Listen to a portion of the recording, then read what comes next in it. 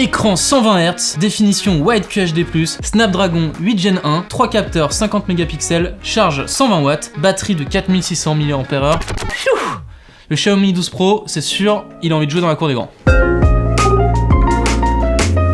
Alors c'est marrant, avec Xiaomi, on a plutôt tendance à penser que c'est une marque championne de l'entrée de gamme, et c'est vrai, ils ont plein de smartphones pas chers et très bien équipés, comme le Redmi Note 11 qu'on a testé ici. Là-dessus, vous connaissez, on a l'habitude. Et du coup, on l'oublie parfois, mais Xiaomi, c'est aussi une marque qui essaye de faire du haut de gamme, notamment avec ce Xiaomi 12 Pro. C'est clairement le nouveau fleuron de la gamme, c'est le téléphone où ils sont au max du max, et à défaut d'un Xiaomi 12 Ultra, on va donc le comparer au Mi 11 Ultra de l'année dernière.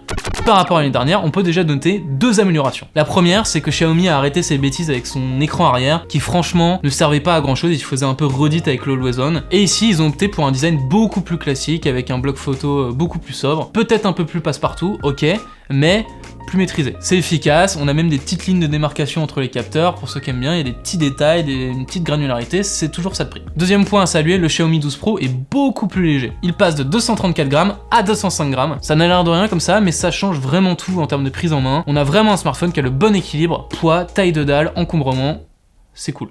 Sur la configuration photo, c'est pas compliqué, il y a 3 capteurs de 50 mégapixels chacun. Le premier, un grand angle, un ultra grand angle et un x2. Alors oui, un x2 si on compare avec la concurrence, c'est un petit peu tristoun, on voit de plus en plus de x3, de x10, l'année dernière il y avait du x5 chez Xiaomi, mais ça reste quand même un x2 qui est très propre. C'est limite compliqué parfois sur certains clichés de faire la différence avec le capteur principal, c'est vous dire, pourtant il est beaucoup plus petit. Voilà, le seul problème qu'on peut avoir, c'est que des fois on aimerait bien un tout petit peu plus se rapprocher du sujet, et on peut pas autant qu'avec du x3, du x5. Le capteur principal, quant à lui, comment vous dire, je crois que sa taille indique quelque chose. Oui, vous l'aurez compris, Xiaomi a clairement mis l'accent sur ce capteur principal. Il est plus grand et donc plus apte à capter la lumière et les détails, mais en plus de ça, ils ont mis à peu près toutes les technologies photo du smartphone sur ce capteur là. C'est lui qui hérite du pixel binning 4 en 1, de la capture vidéo en 8K et HDR10+, du mode portrait de nuit, du mode nuit ultra, bref je vais pas tout vous faire mais vous avez compris l'idée. Ils ont tout mis. Et globalement c'est plutôt un très bon élève. Sa plus grande qualité c'est qu'on a des clichés qui sont globalement très bien exposé, très bien éclairé. On a même parfois l'impression qu'il y a une espèce de petite bête à l'intérieur qui pousse les potards à fond et qui dit encore plus et on se retrouve donc parfois avec des clichés qui ont l'air presque plus éclairés que ce qu'on voit. Niveau fidélité c'est peut-être pas ce qu'il y a de mieux, mais ça fait quand même des trucs plutôt sympas. Après on va pas se mentir, le gros point noir au niveau photo c'est l'ultra grand angle. C'est assez classique, c'est des capteurs qui sont souvent un peu plus pauvres que les autres. En plus de ça il est globalement plus terne, plus sombre que le capteur principal, et on a même une cohérence colorimétrique qui parfois fait un peu n'importe quoi. Au niveau du mode nuit, le capteur principal fait évidemment des merveilles avec sa grande taille. Il arrive à capter beaucoup plus de lumière que les autres capteurs. Après c'est une question de goût, mais on a peut-être un côté presque même jour au plein milieu de la nuit. Et on arrive globalement à récupérer beaucoup de détails grâce à ce capteur, donc ça c'est plutôt sympa. Là où c'est un peu plus compliqué, c'est assez classique, mais il arrive pas trop à se débarrasser des lens flares, donc vous savez ces petites lumières autour des lampadaires. Et globalement sur les deux autres capteurs, c'est un peu plus compliqué, on a un résultat qui est un peu moins net. Pour terminer sur la partie photo, on a évidemment un mode portrait, c'est aujourd'hui un classique. C'est pas le meilleur, c'est pas non plus le pire, il fait globalement plutôt bien les contours, même sur des cheveux comme les miens, et ça fait le taf. Voilà. Quand on achète un smartphone haut de gamme, on s'attend évidemment à ce que tout ronronne et que ça marche nickel niveau performance. Et le Xiaomi 12 Pro là-dessus, il vient pas les mains vides puisqu'il a un Snapdragon 8 Gen 1. Pour ceux qui n'ont pas suivi, c'est en gros une des puces les plus puissantes du marché actuellement, sans rentrer dans les détails. Et globalement, c'est un truc qu'on ressent au quotidien avec ce smartphone. Tout file à grande vitesse, on n'a pas eu de grands freeze, de grands lags, de grands problèmes de performance. Franchement là-dessus, c'est très propre. Alors bien sûr, s'il est fluide, c'est aussi dû à son interface MIUI 13 qui est basée sur Android 12. En vitesse, il y a eu de gros efforts sur la personnalisation et sur la fluidité des animations, ce qui aide aussi à avoir ce petit côté réactif. On est moins convaincu par d'autres choix d'ergonomie, c'est parfois un peu le bazar pour s'y retrouver, mais rien de grave.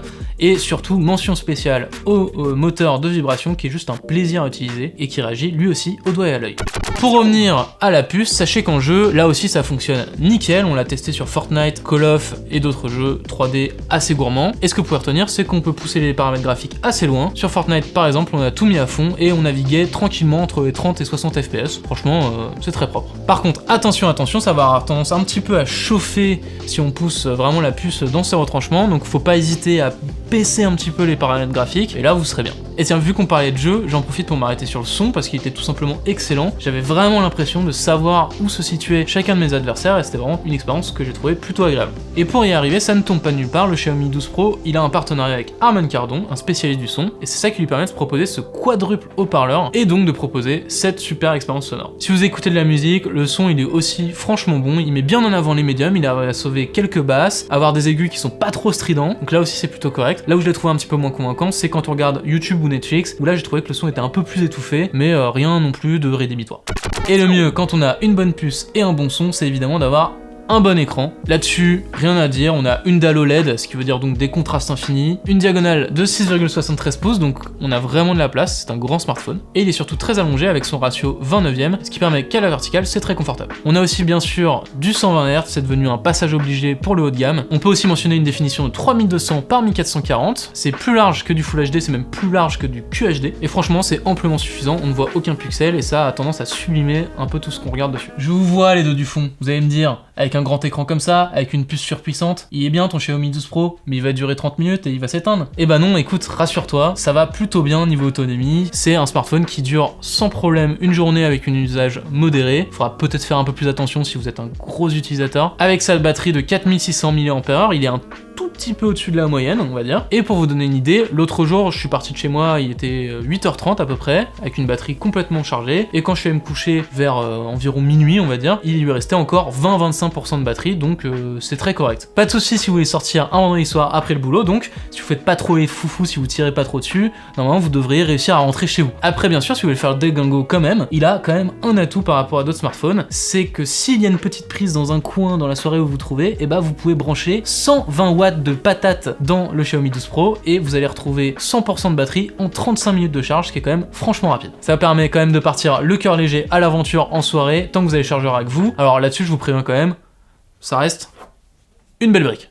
On termine par le design, là-dessus il n'y a pas grand chose à dire à part que c'est un téléphone qui est globalement léger, assez facile à prendre en main. À l'avant on a un écran légèrement incurvé, donc ça on aime ou on n'aime pas, mais c'est là. Il est en prime protégé par du Corning Gorilla Glass Victus, donc là-dessus c'est plutôt du solide. Attention toutefois, je tiens à signaler ceux et celles qui sont un petit peu stressés par la symétrie et par les bordures. Les bordures en haut de l'écran ne suivent pas exactement la courbure du téléphone, donc si c'est un truc qui vous stresse, voilà, faites attention à vous.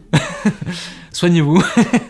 On vous conseille également de mettre une coque pour protéger le dos parce que nous, en quelques semaines, on a eu quand même quelques rayures et bah, c'est jamais très sympa. Donc pour résumer, le Xiaomi 12 Pro, c'est un smartphone qui est quand même très solide. Il a quelques petites faiblesses en photo, il est un peu moins polyvalent que certains concurrents, mais globalement ça reste très correct si vous n'êtes pas non plus passionné de photos. Et sur le reste, franchement, il y a assez peu de fautes. Il y a peut-être juste le soc qui chauffe un peu, ça il faut faire attention, mais sinon c'est un smartphone qui est très agréable au quotidien. On profite d'un super écran, d'une super charge, d'une puce qui est vraiment énervée. Tout ça en prime avec une autonomie correct. C'est donc un téléphone qu'on vous conseille sans trop de réserve. Après, la seule petite réserve qu'on pourrait avoir, c'est le prix. On s'attendait à ce qu'il soit un petit peu moins cher. Donc là-dessus, on vous conseille quand même de regarder ce qui se fait en face. Maintenant, il y a quand même match. Ça peut être un téléphone qui vous correspond, mais peut y avoir aussi plus intéressant au même prix ailleurs.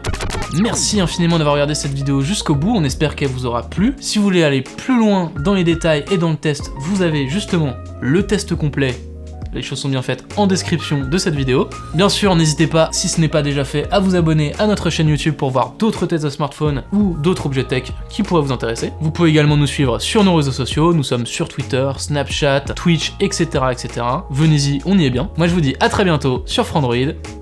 Bonjour.